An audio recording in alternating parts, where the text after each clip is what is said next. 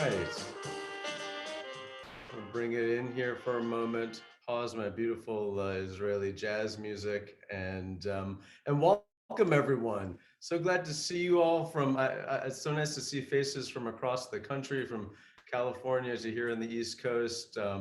If you don't know, my name is Rabbi Josh Bolden. I'm the executive director here at Brown RISD Hillel. I'm coming to you live from the corner of Angel and Brown Streets here, just a few blocks from the main green in Providence, Rhode Island. It's a real pleasure to be with everyone this evening. And it's exciting tonight to gather for this event that we've titled Tikkun as Process, How to Use Entrepreneurship to Repair the World. It's an evening in honor of Professor Danny Warshay's new book entitled See, Solve, Scale, How Anyone Can Turn an Unsolved Problem into a Breakthrough Success. And I hope you've had the chance to pick up a copy. It's an immensely readable, wonderful, insightful, just really a joyous and thoughtful book to own, and a great gift, actually, I think, for everyone in your life. And we'll be putting into the chat a few times this evening a link to check out from the publisher the book, etc. So, but it's a pleasure to be with everyone tonight. And what I'd love to do is I'd love to introduce Danny and then jump into a handful of questions and conversation for us. And also, as much as possible, we'd love to try to make this a conversation between not just Danny and myself, but also you as the community. And so we're going to be leaving our chat function live. And as we were just joking a little bit before, the chat has a life of its own, and we'd love for it to have a life of its own. If you have questions for Danny you want to raise, you can drop it in the chat, and maybe we'll even call on you to speak up and share your questions as well. And I just also want to thank Molly Goldmeyer, Brown RISD Hillel's assistant director, who is running tech for us tonight, amongst many other things that she does on behalf of Brown RISD Hillel. She's also running tech for us tonight. So without further ado, it is a pleasure to welcome Professor Danny Warshay with us this evening. It looks like he's coming to us live from Thayer Street outside the Nelson Center, but he's probably in the comfort of his own home on the east side, I think. Danny is, I'm going to give a few things here, is the executive director of the Nelson Center for Entrepreneurship and professor of the practice at Brown University, where I believe he's been teaching entrepreneurship now for 16 years, 15, 16 years. Danny is himself an entrepreneur, having co-founded and sold companies in a whole variety of fields.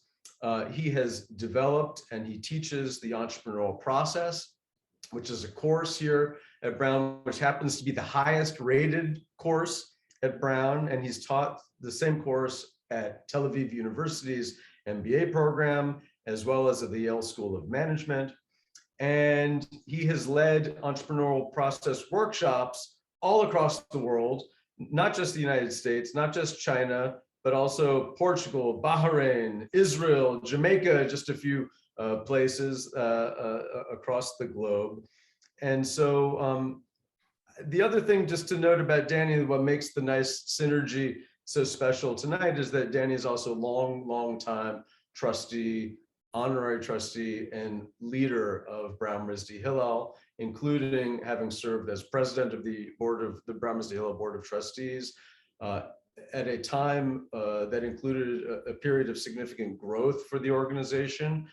Danny, you could correct me, but I believe it was at the very beginning of, or right in the middle of, the plans that gave shape to the Glenn and Darcy Weiner Center that I'm coming to you from now, which is celebrating its 18th year, 18 years today, or this season.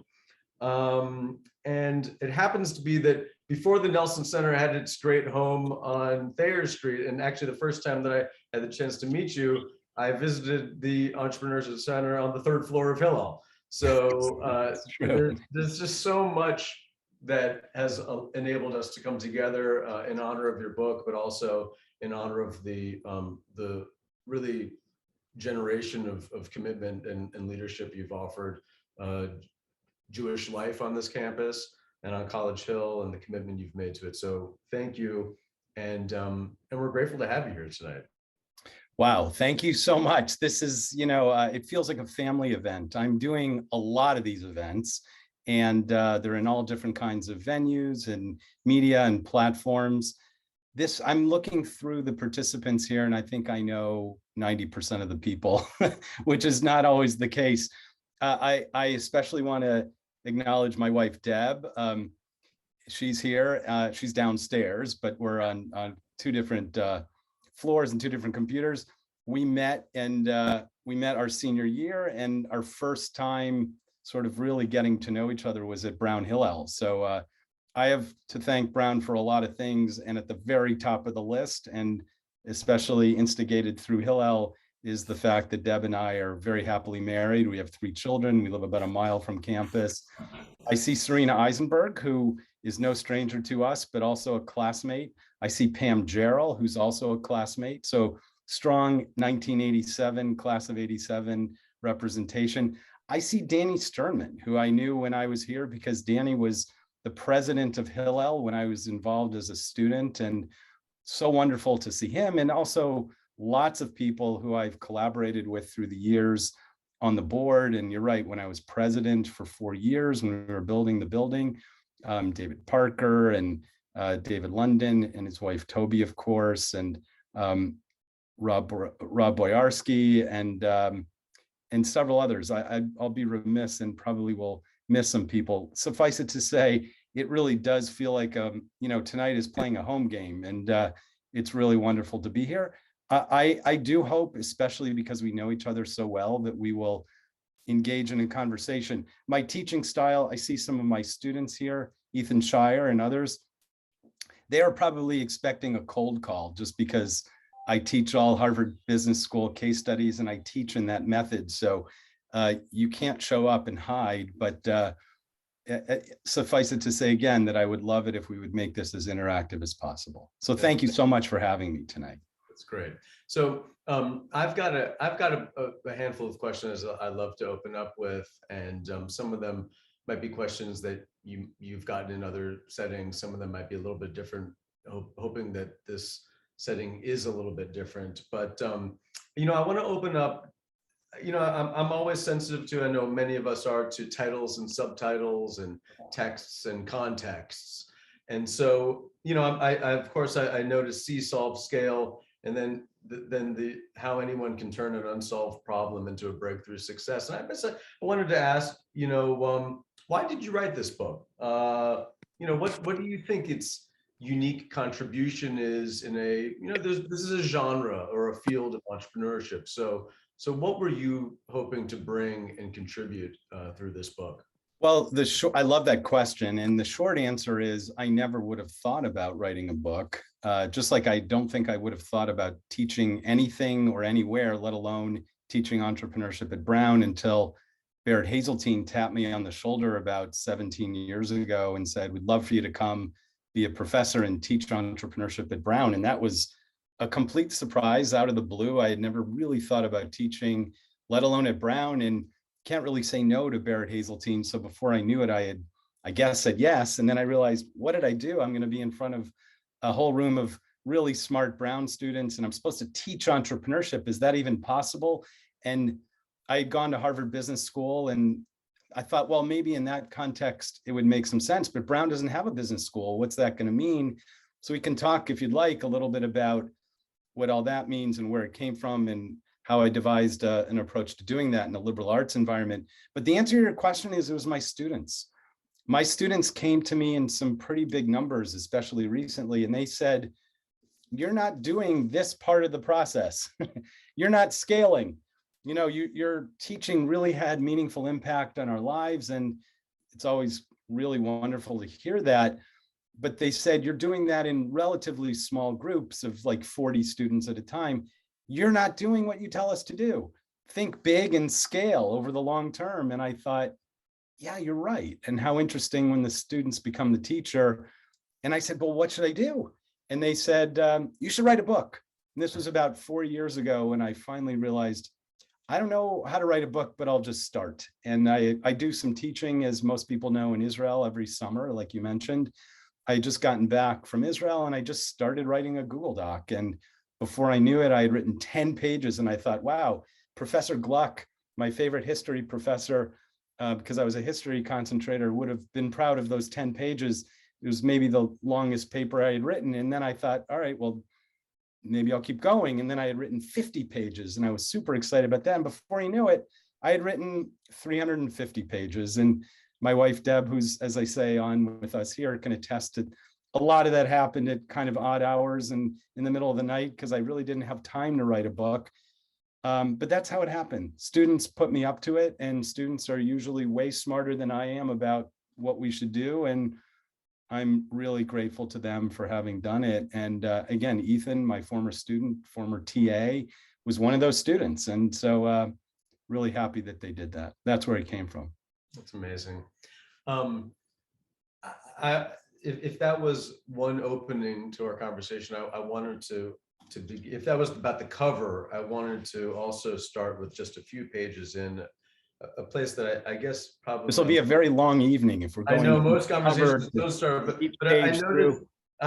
I noticed that you dedicate the book to your family, and you say especially to the memory of your father. And you know, since Hillel is in the, so to speak, Lador Vador business, I wanted to ask you, you know, about maybe telling us a little bit about your dad, and telling us, maybe helping us understand what role he played in your own journey, and perhaps, if possible, the journey to this book.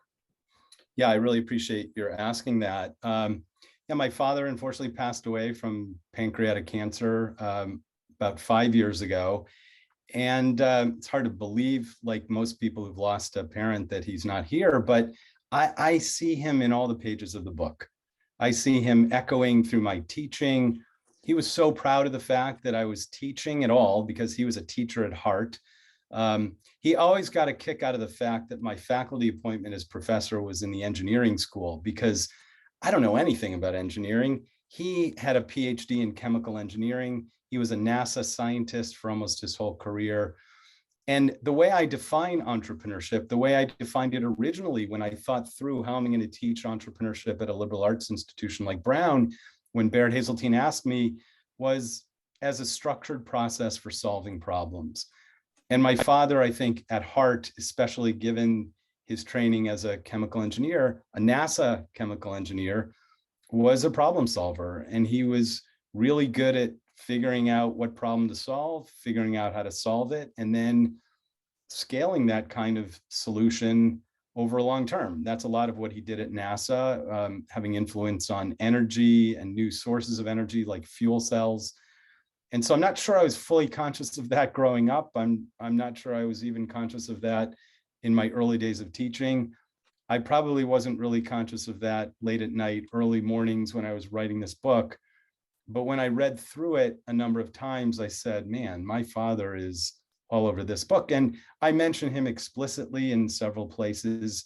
One, in terms of the importance of being able to communicate and also write well, speak well. He always said, it doesn't matter how good a scientist he is if he can't communicate it well. And I took that to heart. And also just in terms of a methodology to use to solve problems. So I appreciate your starting there. My mother is doing well. She's still living in Cleveland, which is where I'm from. We're going to be celebrating Passover with her, as we do every year.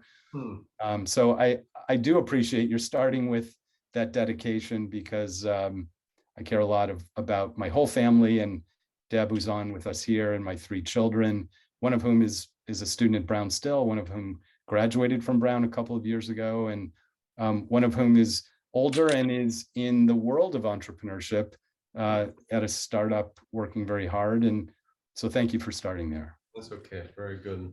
Okay, so I want to jump in, and again, I want to remind folks, if you have questions, please just place them in the chat, and we'll call on you, and love to hear your voices as well. But I want to jump in. There's so many places to explore here. I would like to begin with thinking big, with this emphasis on thinking big, and I, you quote Freddie Mercury from Bohemian Rhapsody movie, quote, "We're not thinking big enough." And then in the same page, you quote your entrepreneurial finance professor, Jeff Timmons from Harvard Business School, who says, "One of the biggest mistakes that aspiring entrepreneurs make is strategic. They think too small." And so I just wanted you to kind of help us understand the role of big thinking. Why is it so hard for folks in the entrepreneurial sphere or otherwise? And I should have said this at the beginning. I like to believe that we're practicing big Jewish thinking at Brown RISD Hillel, but but again, it's challenging. So help us understand the role and the importance and significance of thinking big. Well, I don't always answer that question this way, but I know, at least on my mind, and even in an early version of the text, I had designated a section of the book as Tikkun Olam, and I explained what it meant. Tikkun Olam is not, repairing your neighborhood or repairing your house or repairing a section of your university. Tikkun Olam is repairing the world. And I think rabbis who probably coined that phrase were wise enough to know that that's an empowering imperative, that the challenge is to repair the entire world. For one, it means that our work is probably never done. And one of the qualifications I always advise students when they identify a need, an unmet need to address, is that it has the qualifications of being both strong and enduring. And enduring is important because consequential problems, climate change, pandemics, systemic racism, these are all challenges that take a long time to address and solve fundamentally. And they're big, strong needs. And so again, I don't always use the phrase Tikkun Olam in every context in which I'm speaking. I was on NPR last week. I don't think I used the phrase Tikkun Olam, but here I will. And I think most people on the call will resonate to it and understand it. It is an empowering edict to repair the world. And I find with my students, and Ethan, who's on right now, and others, Eitan Boyarsky, who's Bob's son, would have remembered this too. I'm very clear with them when they are challenged to start a new venture in the course. And the way that I help them commit, they break their mental fixedness, which I call it, to something big, is I require them to have a startup that is projecting to do well over $100 million in revenue by year 5. And one of the reasons I do that is I remember the first year I taught, 2006, I hadn't done that. And I didn't realize that thinking big was such a challenge. But I remembered that the first few ideas I got fed to me from the students were like a cafe on Thayer Street, because to them, that was big. And I said, no, we're talking about something really significant to change the world. And, that's, if it's worth doing in a consequential way. There's also, as Jeff Timmons, my own Harvard Business School entrepreneurship professor, says, and I quote him as you say in the book, that it's counterintuitive. It's actually a risk mitigation strategy to think big and to dominate an industry rather than to do what I think instinctively we feel, which is that if we can wrap our arms around something and it's nice and tidy, and it'll be lower risk, but it's actually the opposite. That's, by the way, one of those, I cite 11 cognitive biases that I've identified in the world of entrepreneurship, basically mistakes just by virtue of being human in the world of entrepreneurship, that I caution you against and that I also provide you strategies to overcome. One of them is this, that we think that thinking small is a way to manage risk. And in fact, thinking big is a way to manage risk. It's also way more fun. It's way more interesting, but it also does what I think entrepreneurship, and I define entrepreneurship's purpose to do in the first place, which is to solve a consequential problem and scale the solution so you can have impact in a big scale. I wonder, I know we didn't plan to do it in this order. We thought we might introduce a video that was a different video, but I wonder if we could play the Ben Chesler video, just because this is one of my former students who's one of the founders of Imperfect Foods. And I suspect some of you on Zoom right now have heard of, maybe you're customers of Imperfect Foods. Ben was my student in 2015, and he is a great example of thinking through how to identify a significant problem and then how to scale it in a really big way. So is that okay if we Please, do that? yeah, please, wonderful. Okay, hold on, let me just get the video started. I'll share my screen.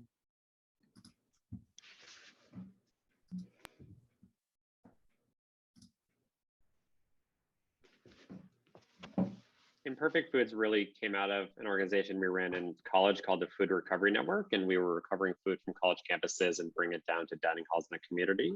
And through that work, we learned about the problem of food going to waste on farms and how 6 billion pounds or 1 in 5 fruits and vegetables never made it to a human mouth. And we didn't believe it. So what we did is we went out and we walked the farms, and the farmers took us on tours and showed us the cabbages and the cauliflower and the broccoli and the carrots that were left in the fields and just basically tossed away in bins to rot. And we knew that we saw the problem firsthand and we had to do something about it. And so we set up Imperfect Foods with a pretty simple mission of recovering that food from going to waste and then delivering it to your door as a consumer for about 30% less than a grocery store. And you could do your part in helping prevent global warming and still save money at the same time. And we started out with this little warehouse in Emeryville, and we rented a forklift. And I remember every Friday the staff would pack boxes ourselves. And we kind of grew organically over that first year, and the outpouring of support from the community was incredible. And we knew we were onto something. And so we raised some venture capital to scale the business. And over the next 5 years, we grew it to have over 1,500, living wage jobs across the country. We now serve, I think, 40 or 43 different states.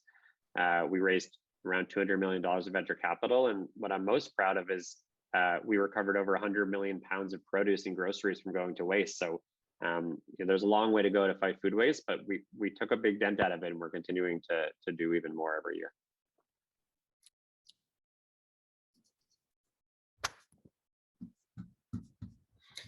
I think I love that example for a whole variety of reasons. I mean, it resonates with different groups of people depending where I am. If I'm on a business school campus, they're wowed by the fact that somebody who's just a few years out of school was able to raise $200 million in venture capital, is doing $250 million in revenue, has 1,500 employees in 43 states. I mean, just on the sheer basis of its business success, it's kind of mind-boggling. But you heard what matters most to Ben, and I'm not surprised given what I remember of him as a student in my course. He cares most about the fact it's the Tikkun Olam piece.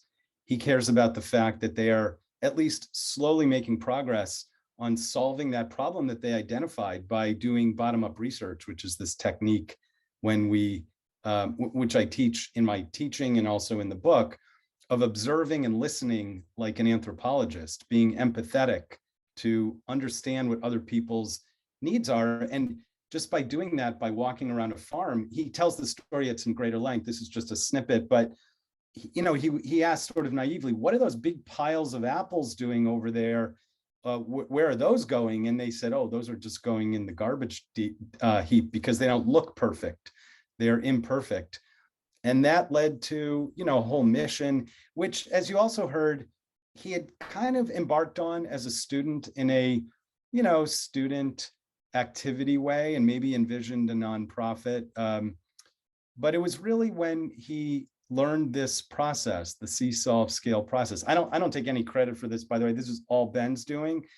But he does credit the process, at least, for helping him identify the problem, a strong and enduring problem, solving it initially on a small scale, iterating, not succeeding perfectly the first time. It's not a fairy tale that they, struck a match and the whole thing lit fire. And then eventually scaling it to the level that he's doing. And so I think probably that story indicates better than I would in my theoretical description why scaling matters, because Imperfect Foods is really having a meaningful impact on all of what he set out to solve. It's remarkable. I have another set of questions, but I noticed that Diane Newman has asked like kind of an adjacent question about whether you have observed differences in terms of thinking small versus thinking big along vector of gender or any other pieces. Is that something that you have encountered? I have not. Diane, I appreciate your question. I walked by your house today. I think I saw your husband walking your dog. So everything is sort of in our little shtetl here in Rhode Island. I'm asked that a lot about cultural differences. And I definitely see cultural differences. There are differences in, I'd say, approach among different kinds of variables that I've studied and that I emphasize in the book, and I think we're going to talk about it at some length. I espouse the most important thing in probably the variable you can control the most, and the variable that has the greatest impact on the likelihood of success is the diversity level of your team. And so that extends to having different genders, different races, especially different personality types. I've learned through the years about different approaches extroverts and introverts have toward problem solving, working in groups. And I think I underappreciated the impact that introverts would have in those teams. And I include a lot of data and research in the book about not only the value of all that diversity, where you come from, your background, your skill sets, having as much diversity baked in your team as possible is the surest route to improving your odds of success. I wouldn't say in terms of the way you asked the question, Diane, but there is real value to having different points of view because people sometimes do view things or process things or innovate around things a little bit differently. So I appreciate that question, and I would like at some point to get more into the nuances associated with diversity and especially its companion, which is even more important, inclusion.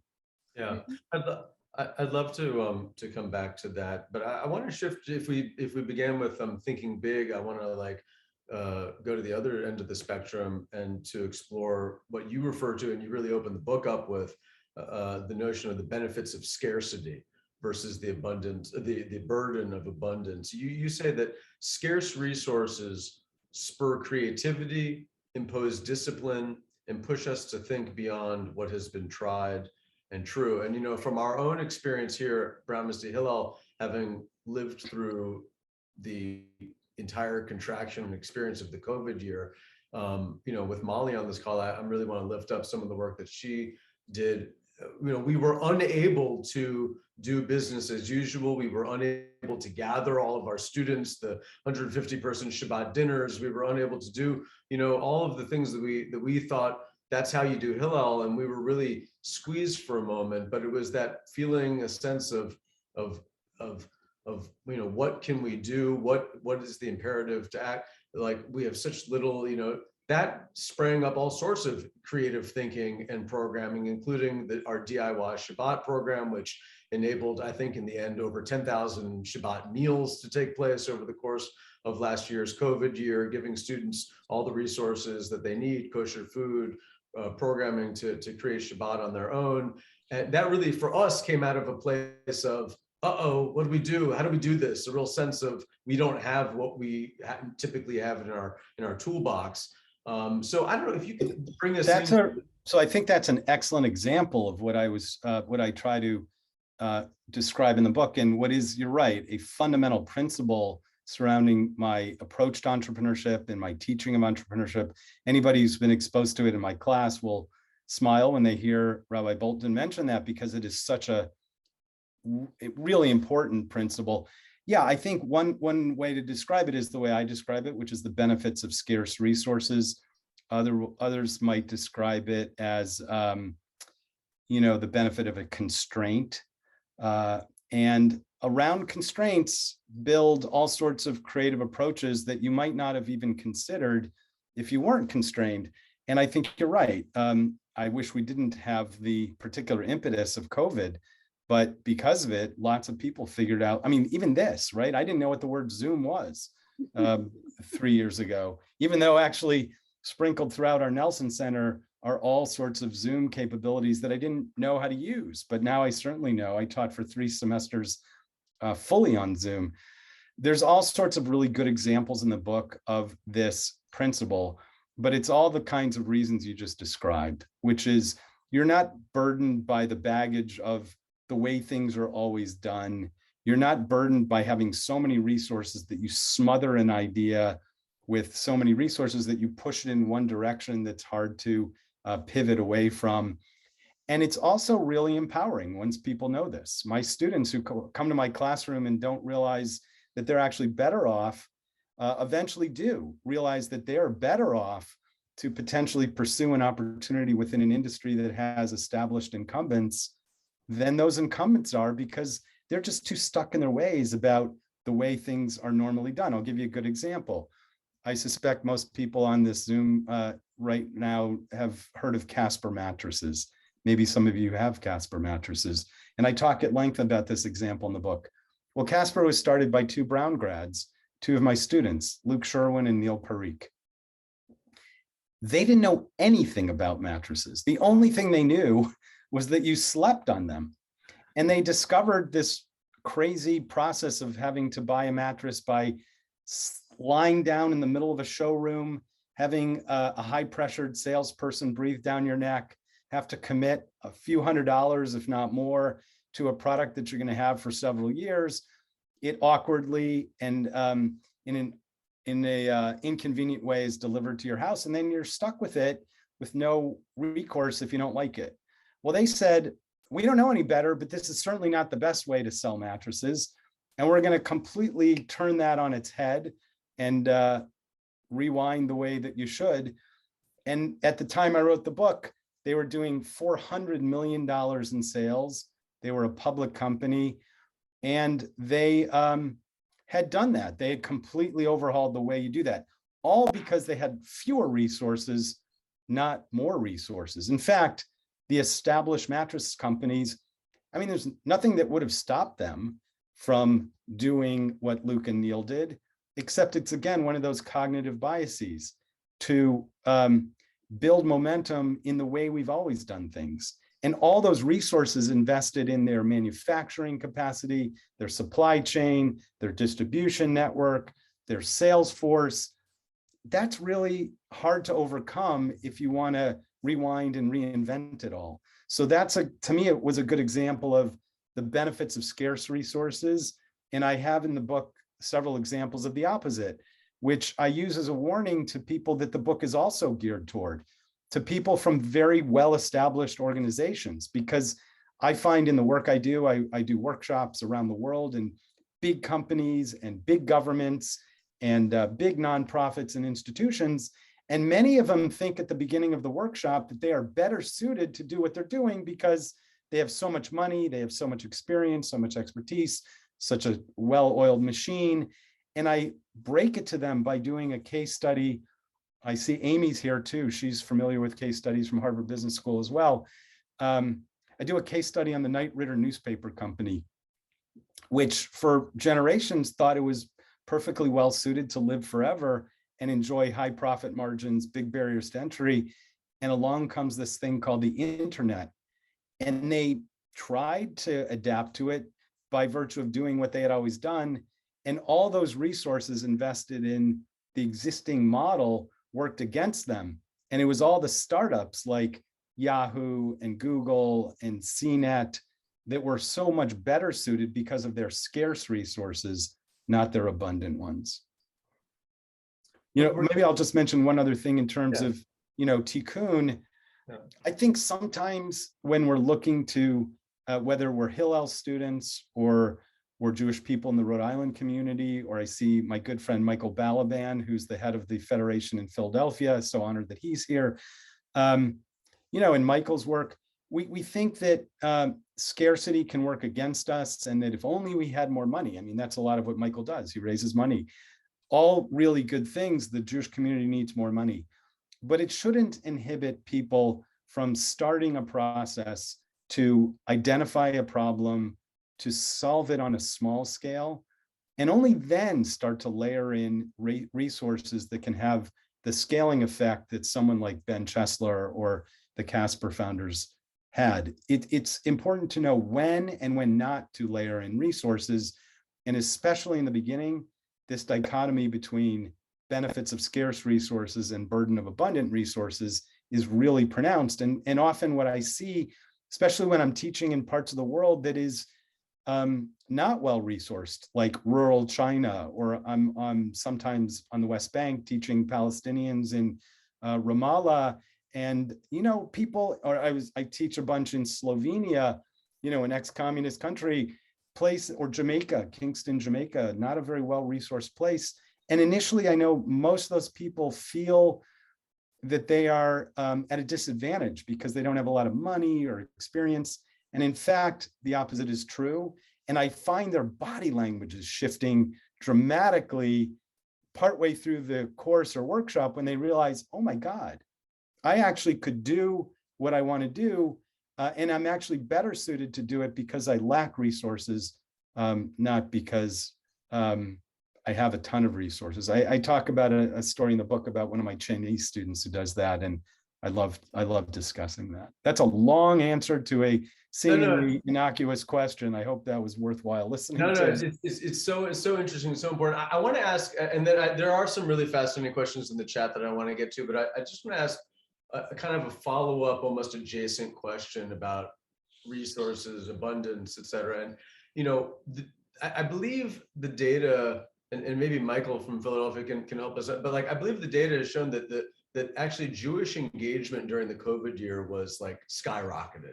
More people participated in Zoom and found touch places of to landing pads and plugged in, but it all came at the cost of an older model of what Jewish community presumes to be what engagement looks like: showing up in buildings, filling buildings, giving money to federations, and there was this older model. And so I wanted to ask you a kind of a tangential question about what happens when there's a tension between, for example, in the Jewish world, what we learn about what Jews need and what organizational, institutional priorities are. And how does your entrepreneurial, process mindset address that? What are the factors that are at play? Because I think that both Jewishly, but beyond that, the Jewish piece is, I think, microcosm of larger kind of generational transition taking place in the American landscape. Yeah, all excellent questions. And it seems to resonate also with Meredith Berkman's question about, can you apply these to American Jewish life past COVID, or a spiritual type of entrepreneurship? I think it's the way I see the whole world improving, so I can't get out of my own methodology's way. I mean, there are inevitably probably other things we can do, but could we apply this see-solve scale method to doing that? Absolutely. And it may or may not be all the steps, but one of the things I say in the book is don't let perfection be the enemy of the good. If you use part of what you would learn in this book or through my teaching, and my students do that, they come back to me and they say, wow, I'm doing public health right now. I didn't know how entrepreneurship would be valuable there, but I use bottom-up research, the C step, all the time. And that's an example of what I would say. I worked with some Hillel students a few years ago to think about how do we use entrepreneurship to improve Hillel. And the thing that I emphasize most in all my teaching, I could wake up Ethan or any of my students and say, what's the most important part of entrepreneurship? And they would all say the C step, making sure you really understand the problem before you embark on a supposed solution. The biggest mistake I see people make in any walk of life trying to innovate or use entrepreneurship to solve a problem is that they become a solution in search of a problem rather than really empathetically and anthropologically understanding the nuances of the problem from the first place. And I hate to say it, but I see the Jewish community, the established Jewish community, doing that over and over and over, using kind of old models or models that we are familiar with to try to solve new problems, instead of being empathetic and anthropological and listening more than doing, and trying to understand what people really need. And it's not as simple as just saying, okay, tell me what you need or fill out this survey. In fact, I rail against surveys in the book itself. But I think in any walk of life, we can, in teaching for sure, in being a rabbi for sure, we can do what we do so much better if we listen way more than we speak. And that may be speaking zero, which is to be observing rather than saying anything. And so, Einstein has a famous quote that I also include in my teaching in the book. He says, if I had an hour to solve a problem and my life depended on the solution, I would spend the first 55 minutes making sure I defined the problem effectively. Because after I've done that and I really understand the problem, then I can spend the next 5 minutes solving it.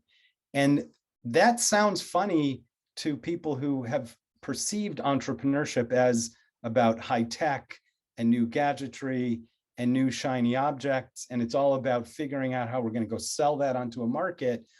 What seems to be resonating with most people on this book tour and on all the podcasts I'm on and on the media appearances and these kinds of book talks is the idea that actually the first part of entrepreneurship is to be open to understanding a problem that you may not have understood yet. And so I think the Jewish community, any nonprofit community, governments for sure, researchers, and I work with all the above, all of us, I include myself here too, as a teacher, all of us can do all of what we're doing so much more effectively, reinventing the post-COVID Jewish community, as Meredith says. Yeah, it starts not with solving something, it starts with observing and listening empathetically to make sure we understand what the people we are looking to serve are experiencing, putting ourselves in their shoes, as we say through a Western metaphor. Or when I teach Japanese faculty members, they say the metaphor in Japan for empathy is synchronizing your hearts, which I love. And so if we synchronize our hearts more effectively with the constituencies we're looking to serve or the markets we're looking to serve, we're going to do that far better. Ben Chesler is the founder of a company that's doing $250 million, not because he was such a tech whiz. He's not. He was a liberal arts graduate at Brown. It's because he did a fabulous job of being empathetic and listening and observing well to figure out the nuances of the problem to solve before he embarked on any kind of big scale solution. Yeah, I appreciate that. All right, I've got a couple of more questions and folks might want to jump in, but I wanted to, if you don't mind, come back to, you highlighted this just a little bit ago about the relative significance, the deep importance of diversity, and also the distinction that you make between diversity, a diverse team and an inclusive team. And you referenced this notion of creative abrasion, which you say is the ability to generate ideas through discourse and debate. And we happen to be here at Brown Misty Hillel. We've got, it's hiring season, and we have a number of important roles that we're trying to fill. And so we're thinking a lot about what makes a great team. How are we going to sustain our kind of innovative, creative, entrepreneurial energy here? And at the same time, we're also hearing from students who tell us very openly that representation really matters and that they really appreciate being in relationship with Jewish professionals who are reflective of the full breadth of the Jewish community along a number of, I would say, vectors of diversity, gender, sexual orientation, racial background.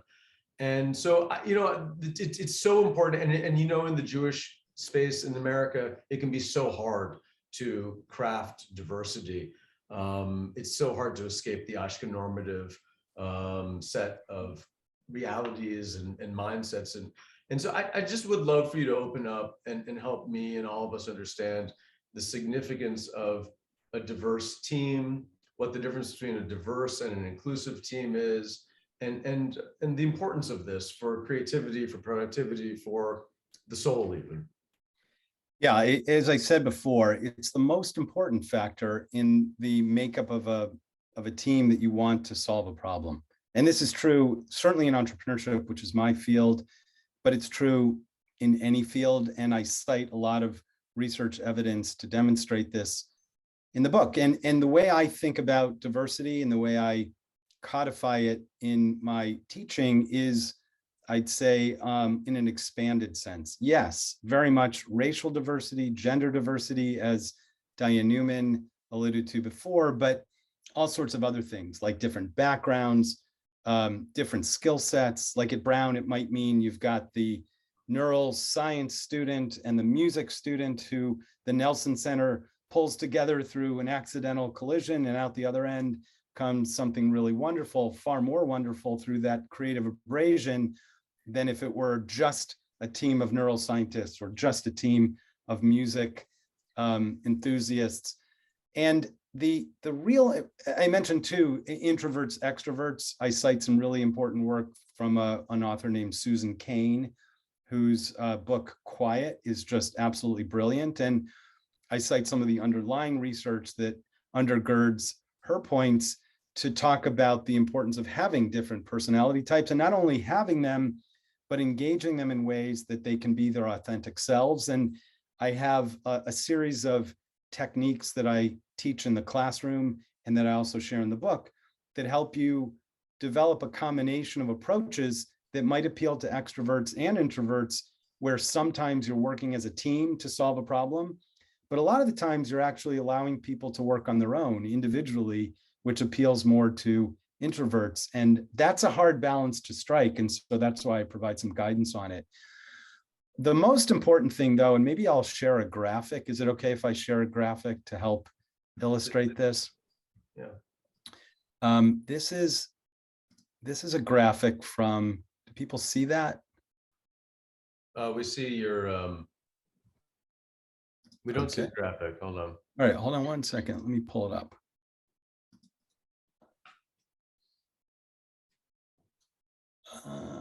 Should be able to do this. I have so many windows open that it's hard to do this effectively. Sorry. But the most important companion to diversity, which we hear about a lot, but I don't know that people really think about enough, is, you see that now? Yep. Okay, is inclusion. So what's the difference and why do they matter? This is a brilliant graphic that really summed it up very well for me. It's from a professor at Harvard Business School, Frances Frye, and her companion researcher, Ann Morris. This Venn diagram depicts a diverse team, but a diverse team that is only drawing on where the teams overlap, essentially what they have in common. And you'll see there's all sorts of wasted capability that the team is not drawing on because it's not in the part of the diagram where they overlap, what they share in common. Here in this homogeneous team, everybody looks the same, comes from similar backgrounds, acts the same. And actually, in that homogeneous team, if you're drawing on where people overlap, that part of the diagram indicates that a homogeneous team will actually do better than a diverse team that doesn't engage everybody's authentic self. The real magic happens with an inclusive diverse team, where you are tapping all of what everybody in their diversity brings to the table, not just this little space in the middle where you overlap, but where you're inviting everybody to be their authentic self. And there may be some differences, there inevitably will be some differences of opinion, some differences of approach. That's the word creative abrasion, where people will abrade a little bit, but in the end, you are encouraging everybody to be their authentic self and bring their true full self to the table. I think about the pluralistic kind of environment of Hillel. I mean, it is such it's the thing I love most about Hillel. In fact, I think about time in the building when I was an active board member and president of the board, and we had just built the building. One of the most magical moments for me, I think it might have been actually when Serena Eisenberg was the executive director and rabbi, was standing at the top of the stairs and on Friday night during Kabbalat Shabbat and being able to hear 4 or 5 minyanim that are all happening together. Maybe a little bit of creative abrasion, not perfectly harmonic in terms of the way the music was syncing, but nevertheless, totally harmonic in terms of how Hillel invited everybody who was there to bring their authentic self to the building and to Kabbalat Shabbat. And in the process, I think the spirit of all that praying and observance was so much more powerful than it would have been if we said, let's just bring everybody together and we're only going to allow people to participate in ways that everybody overlaps. Clearly, that wouldn't make any sense. And so the real key, which unfortunately often people miss, is even if they do, and by the way, it's rare, I'll share the statistics, well over 50% of all entrepreneurship founding teams are formed by friends and family. And those friends and family are almost by nature, by definition, going to look alike, be from similar backgrounds, resonate to similar kinds of political points of view, religious points of view. And those teams do far worse. And yet, this is again one of those cognitive biases we suffer from, which is it's our standard approach to draw people from our strength, from our strong ties in our close networks, than to reach out to people through our weak ties to people in distant part of our networks who we don't know quite as well. And yet, if you do that, if you figure out ways, and I provide ways in the book for ways you might do it, your teams will be that much more successful because of the diversity, as long as you are inclusive as well, and not just check the diversity box, as I say. Yeah. Thank you. I want to. Meredith has been asking some great questions. So, Danny, this is the tough question I think of the evening. Meredith asks, "Was Moses an entrepreneur or the consummate corporate man? Who is the most entrepreneurial figure in the Tanakh from your perspective?" I would love to get your thoughts about that. And I have one other question to begin to wrap us. It's a great question. I think one person who comes to mind is Noah. Because if you think about inviting diversity, I mean, the most diverse group that you could have imagined, which saved the world and saved species. And, he had no opportunity other than to be inclusive as well and depend on a bird to go check out whether it was safe to leave and draw on all sorts of strengths. So maybe that's an appropriate biblical metaphor. I don't know far be it for me to be critical of Moshe Rabbeinu, but I think probably in some ways, of course, he was entrepreneurial. He saw a problem and he sought to solve it. Ultimately, he didn't reach his own destination because he had some fatal flaws along the way, but that may be okay because ultimately he set something in motion and left it to a subsequent generation that solved the problem over a longer period of time. And so, as I say, if you're just thinking about quick scaling, you're probably a fad. If you're thinking about scaling for the long term, that's what we're looking to try to do. I talk in the book about a wonderful Brown alum named Jana Zweiman, who founded the Pussy Hat Project.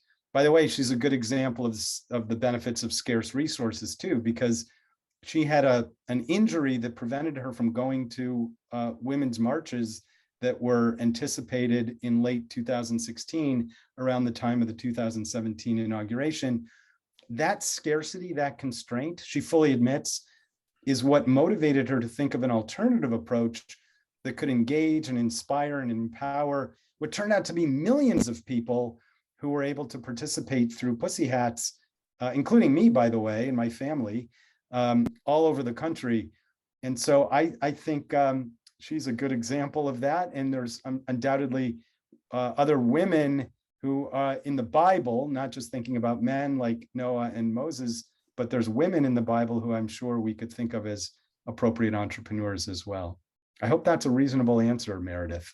You'll tell me if it's not, I'm sure, but that's off the top of my head. Question though, which was when you said Noah, which gets to this big principle of like having a diverse team, Noah never spoke. So that's very specific to the biblical text, but.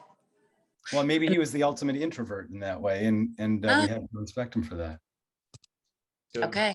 Or maybe he was the corporate guy following the boss's orders to a T. You may be right, Diane. Yeah. And so maybe he's not, but one of the things I say in the book, which is, I hope clear by now, because Jana Zweiman is a good example of that. And I have lots of good examples of people I've worked closely with at Seeds of Peace and in government agencies and nonprofits.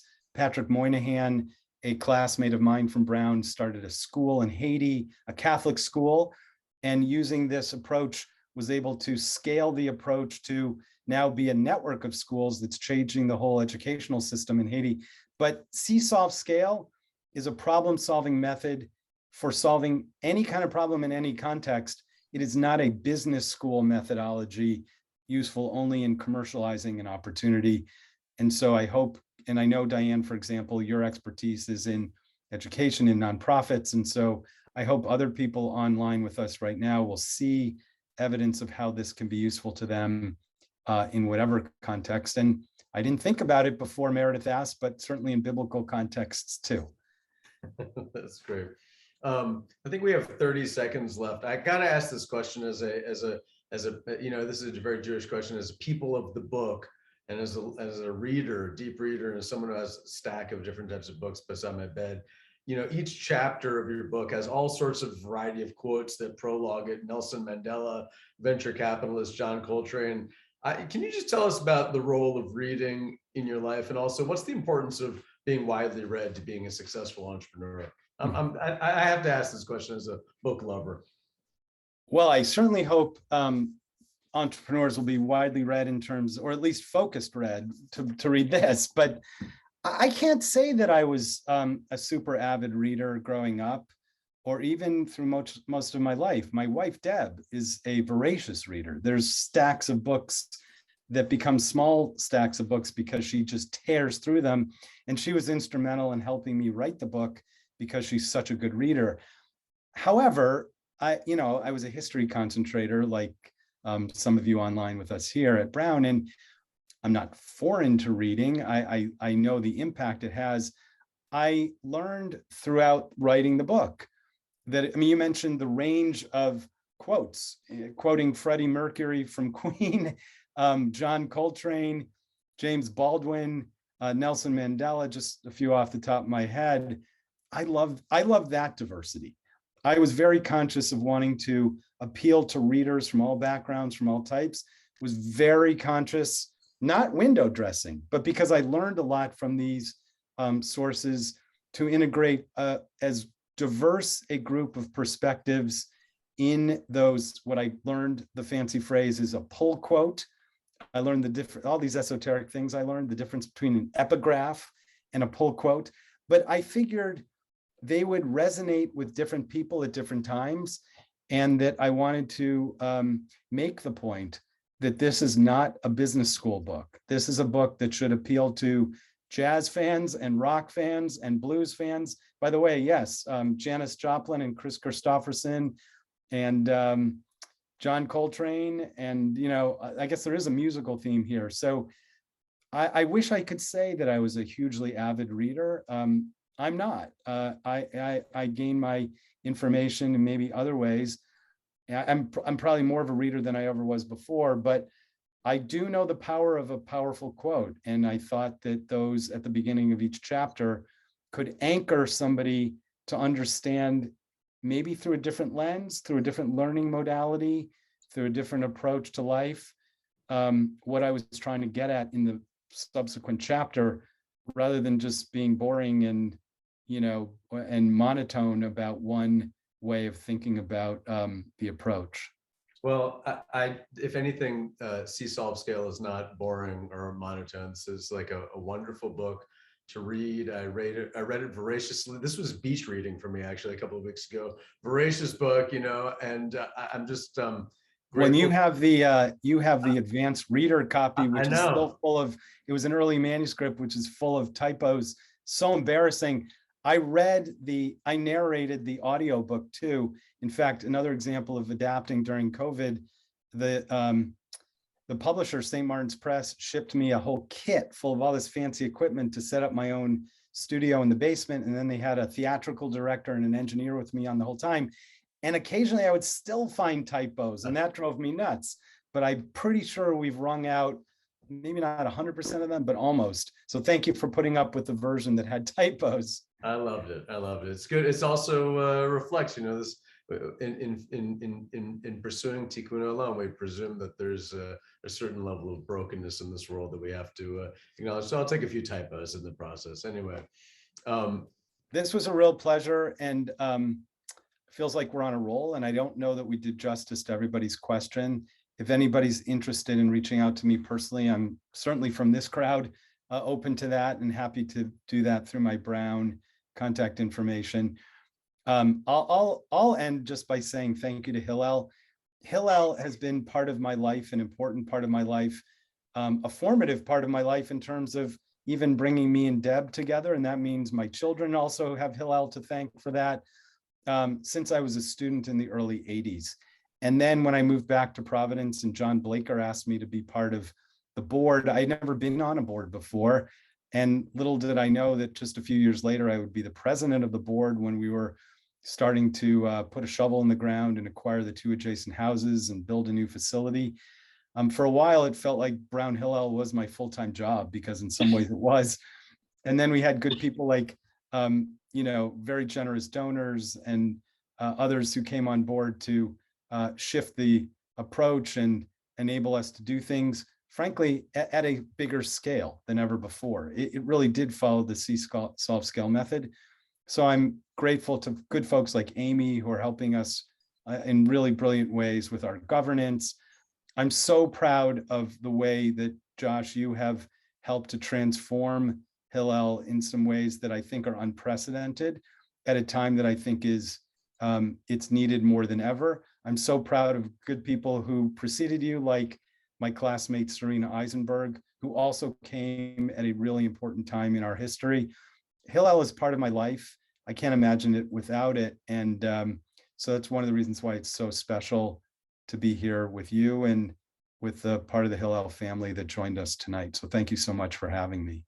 thank you, Danny. Thank you so much. And thank you to everyone who joined us. And please stay in touch, and look forward to connecting with you virtually or in person, hopefully again sometime soon. If we don't get a chance to speak, I'm going to send everyone wishes for a sweet and meaningful Passover season. We're planning on hosting 200 students here for the first night Passover Seder. So we've got a lot to prepare for, as I'm sure you all do too. So I wish everyone a meaningful Pesach holiday, and we'll talk again soon. And before we sign, we can end the recording, but I'll stick around for a couple minutes if you want to just hang out. If anybody has anything specific they wanted to ask, and if not, we can call it a night. But I know sometimes there's a little bit of informality right after, so happy to just hang out for a couple minutes, and we won't hit end meeting quite yet. Great. Mazel tov, Danny. Thank you, Meredith. Really great to Bye. see you here. Thanks. Chag Bye. Sameach.